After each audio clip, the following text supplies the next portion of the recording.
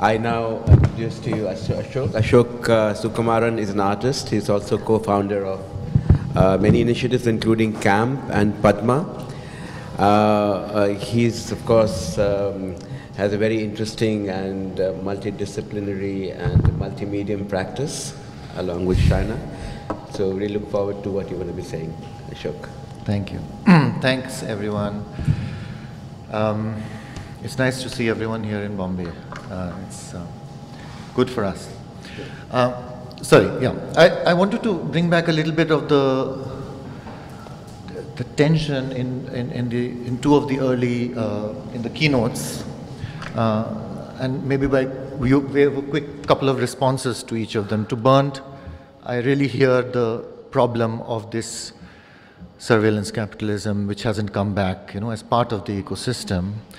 But I had this vision about what exactly this naturalized word meant in that context. So what exactly are the humans in the Anthropocene being naturalized into?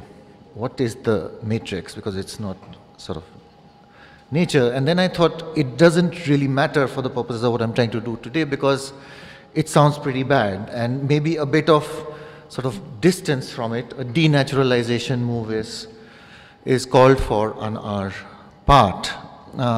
Or to take another stab at it, this is a mistranslation of the way in which you were using naturalization, but the most common technical meaning of naturalization is citizenship, right? Citizenship of a country.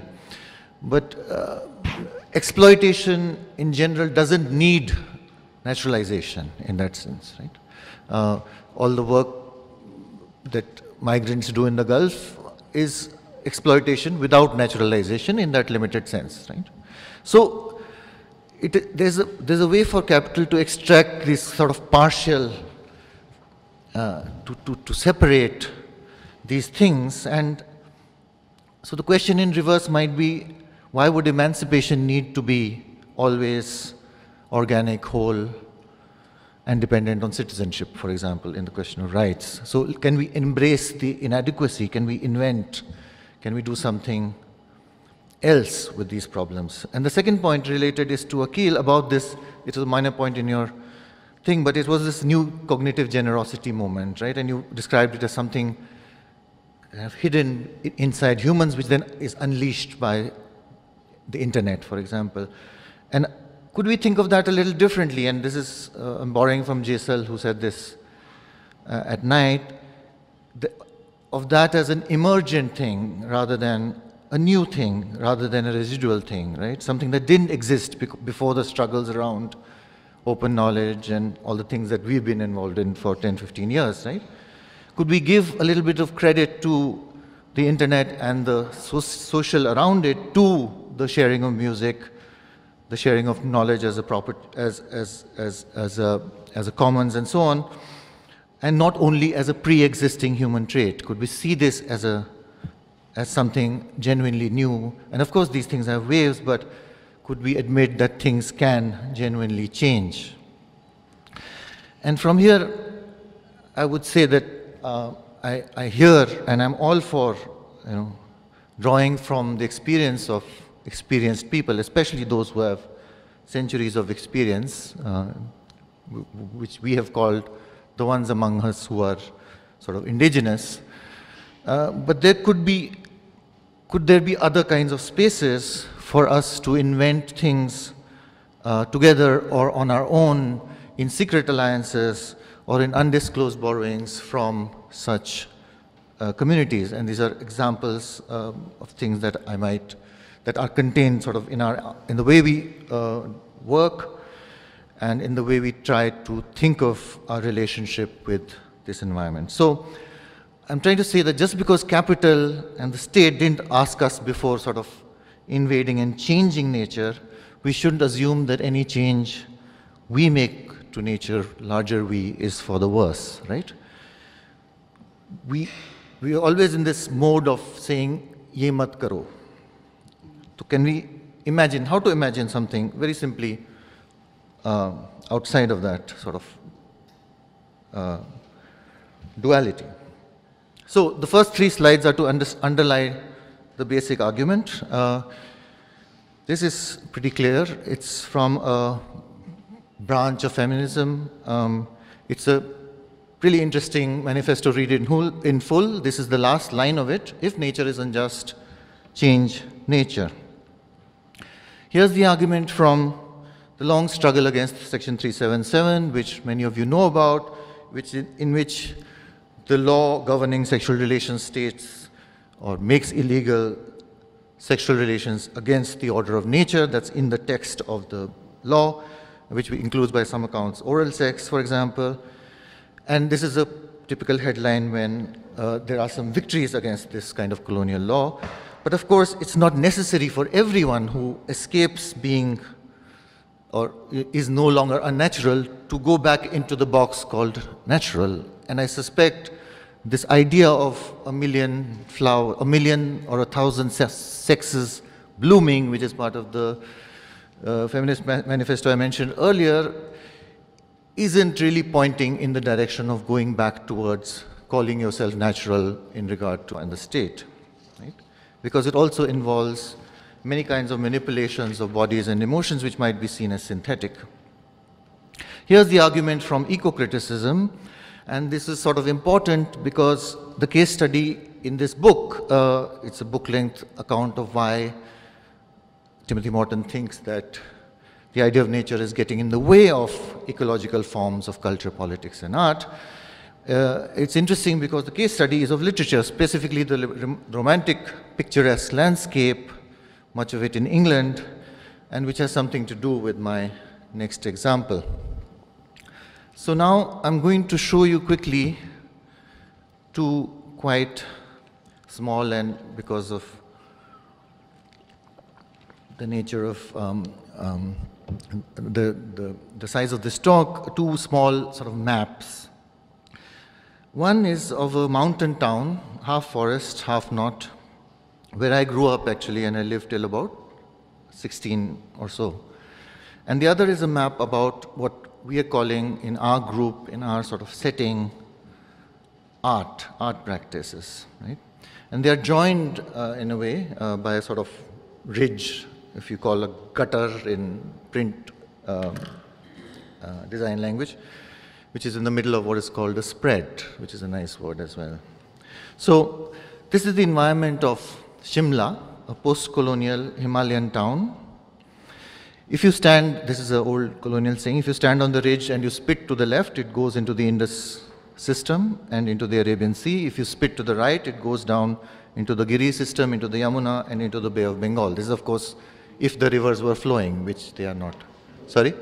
No, I'm waiting for a second. No. It's some blacks. The image is being evoked.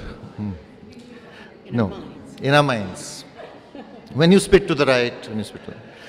Of course, we know now that this doesn't work because the rivers don't move anymore, you know, and so on. But it's also, of course, that the plastic and sewage goes down these paths as well, and water, drinking water, has to be pulled up from these very locations, Ashwini Khad and so on, which caused the recent problem, the problem that we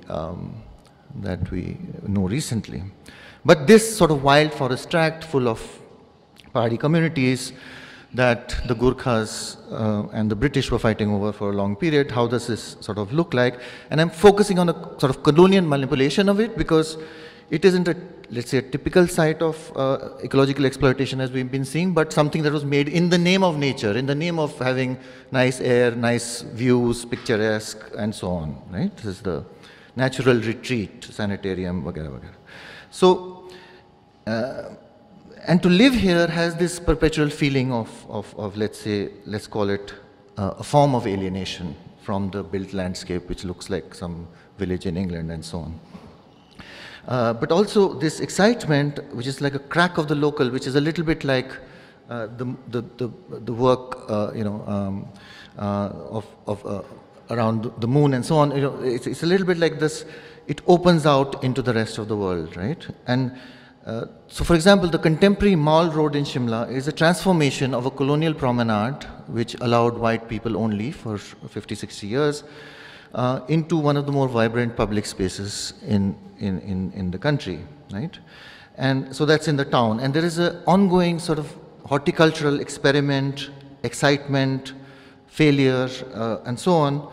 A communist mayor in the town, wild marijuana, good schools, Pakistan TV leaking over the border, a kind of weird place which I think, I'm suggesting here, it's possible to think of as a post-colonial cultural experience parallel to what Friedrich Jameson called Walmart as utopia. That is, the idea that you take over the infrastructure throughout the profiteers and use it as a foundation for building a new society.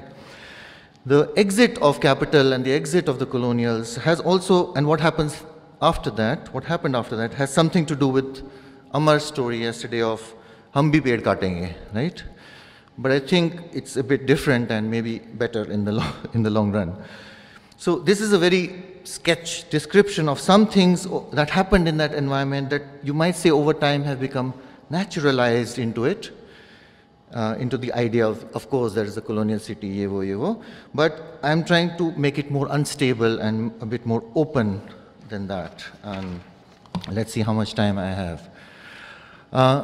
Sunlight. An odd thing happens in mountains, that the mountain itself creates a split between the sunlit slopes facing the south and the dark northern slopes, in some parts of which, the sun never reaches at all.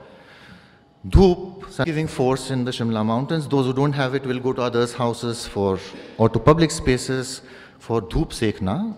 My brother, for example, was born with jaundice and had to be taken to a place about 2 kilometers away on foot that had more hours of dhoop than our house. So affects vegetation, energy consumption, and social life. Now, the mountain of Shimla casts a permanent shadow on its own northwestern face. Yeah, you can't move this shadow. And of course, the sun moves, but more or less the northern slope is like that. The colonial administration used this fact to produce, in very close proximity with the center of the town, a lower administrative district of peons, staff, vagera, called Upper Kethu, that looks like that. Strange colonial buildings, very little sunlight, and so on. The original natural cut has been amplified and built upon in many ways over a century, and in some ways there is no going back, right? There are other things happening on the dark side. There's a Tibetan market. But also in the darkest part of the dark slope is an ice skating rink, the only natural ice skating rink in the country, where the ice is naturally made, but it's made from water that is practically sewage. Well, not entirely sewage maybe, but it's from stormwater drain that has many sewage lines leaking into it. At least it used to be like that, at least when I was doing this. Now, once you skate on this rink made of sewage, something happens where there's no going back to a prior state of nature that is more just, more exciting, or more interesting than this. You can't undo this without loss, right? Without some sort of cultural loss. Okay. So I had similar points to make about, I'm going to shortcut some of this because I want to come to the second part, which needs a bit of, but the Deodar tree, for example, there are different sort of stories or complications around, say, its status as a Deodar, right? Its status as a holy tree. But what I wanted to suggest was that in habitations in Shivalik Hills in general, you can smell the power of it. The power of Deodar is that it repels insects very effectively, and it does so beyond its natural life. So the dead life of the tree is much longer than its living life, right? And that sort of, in Western sort of idiom, zombie-like quality is part of its great power, right? And this is why Himachal, the famous wooden temples, survive, and this is why you can smell the resin that is our deep connection, which is transformed into a sort of religious connection to something that survives the environment in a way, right? It becomes its divine property. Apple is a familiar story, but very briefly, Kashmiri apple didn't travel to Shimla, right? But now we identify Himachal and Kashmir with apple as a major natural commodity, vagara. But the first apples to be planted in Shimla hills were from very strange places like England and Louisiana. And in 1916, a man, a Quaker called Samuel Stokes, brought the first Red Delicious, which then became the first commercial success, into the country. But he was not he was a Gandhian. I mean, he ended up being arrested as part of the freedom struggle. He was, to me, a kind of 1-century-old Laurie Baker type figure who was interested in communitarian horticulture, right? And now this exploded into a completely different thing, is a different issue. But I think that this movement of horticulture against agriculture, of not, cutting all the, terraces and so on, was an interesting development. And of course, it was highly commercially successful. Therefore, a lot of people loved it. And this changed the atmosphere to a degree that what I thought was traditional Himachali dress turned out to be sort of a variation of uniforms that Stokes, who by then was called Satyanand Stokes, and his daughter-in-law is still a Congress party sort of leader in Himachal. It turned out to be sort of uniform that he had initiated on some idea of his farmhand dress, right? So there are these strange, and potato is something I'm relatively close to. It's also the tuber, which is not so visible, but potatoes are again not native. They were brought by the Portuguese in 1600s okay, I'll take 1 minute. But just to say that, because my father was at that time, young potato scientist in the Central Potato Research Institute, which is the base of potato research. Potato grown in India, except very few, there is no native potato, so all potato grown in India went through this very complicated process. And I think the details of that process are something to be studied as part of the ecology of at that time, relatively socialist state, and their contributions to it. For my father was doing photosynthesis, which is how the sun turns into food, right? And this had nothing to do with, it has everything to do with Green Revolution problems and so on, but could have been Walmarted, could have been turned into something interesting, except that PepsiCo came in the early 90s, and then it became about chips and not about potato as food, right? So, and I'll do this last bit, that alongside, at the same time, alongside my father's potato research, which was quite complicated story, my mother became a sort of organic person. And, no, she became a sort of organic farming consultant and so on. But her greatest contribution to Shimla history is this. And this is what I mean by artificial. To fix nature, you need something else. So, way before plastic was banned in Himachal, since 2009, she has been making this bag, first by herself and then with others. And the magical part of it is that it does that very simply. It's not from, it's made of umbrella fabric. And the idea is that it folds into its own coin pocket, right? So all the sort of fancy people who go to the Mall Road and don't want to be seen carrying sabzi can take this in their pocket and then come back carrying sabzi. So the last, and I'll do this with a single slide maybe. So that's the turn where the point is that you can't be too, Morton's point is that you don't want to put nature on a pedestal, because that does to nature what patriarchy did to the figure of the woman, right? You don't want to put it out there. My point is you don't want to be so immersed in it that you can't articulate a difference with it, right? That you cannot change it, that you feel it's unchangeable. So this articulation is called art in our practice, let's say, right? And it has something to do with these types of concepts, which are sensory extension, and I'll say literally one line about each, is that once you are being sucked at by a number of different networks, what organs can you develop in turn, right? What new fingers can you grow, which could mean joining the dead and the not yet born, longer sustained memory, which is the relation to the archive, than our own bodily life. Privilege escalation is a hacker term that we've used at camp for a long time. It means when artists have privilege, how can then be escalated rather than suppressed? Right? How can we use it to do things rather than, it's a vertical orientation of distribution of the sensible, rancière, and so on.